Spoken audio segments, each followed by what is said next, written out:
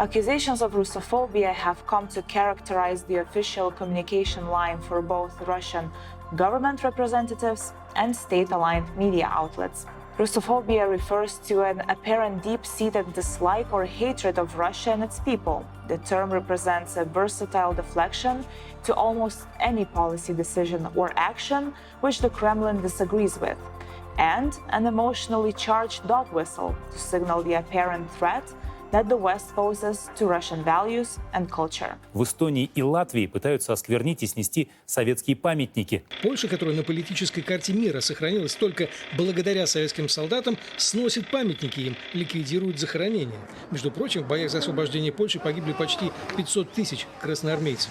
Новому поколению поляков хотят цензурой запретить узнавать то, что знают старшие поколения. Such language serves to dismiss the rationale between policies, such as the economic sanctions imposed on Russia, and absolve responsibility for disintegration of diplomatic relations, and to remove the need for Putin's administration to acknowledge and respond to international criticism. So, what is it really, this mythical term of Russophobia? When promoting this alleged worse than Russophobia, Russian political leadership is trying to justify Russia's chauvinism, an ideology that seeks to rationalize its desire to dominate other nations and use the term for its own geopolitical purposes. This explains one of the justifications of Russia's war against Ukraine, which is portrayed as an older brother, Russia, rescuing its younger brother, Ukraine. While Russia has used this term to craft a false perception of the historic persecution of their culture, the reality is that this narrative only rose to prominence in 2014.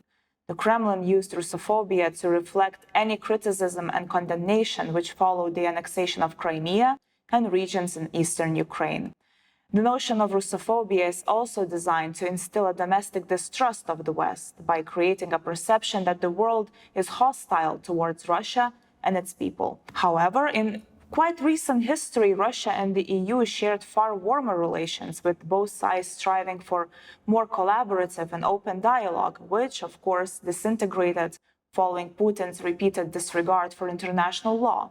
So, as much as the Kremlin's propagandists like to call sanctions against Russia Russophobic, the reality is that the measures were taken not because of baseless hatred towards anything Russian, but because of a result of violation of international law, including the war of aggression against Ukraine. Thanks for watching. You can find all of our analysis on debunk.org website, subscribe to catch our latest videos, and also follow us on our social media channels.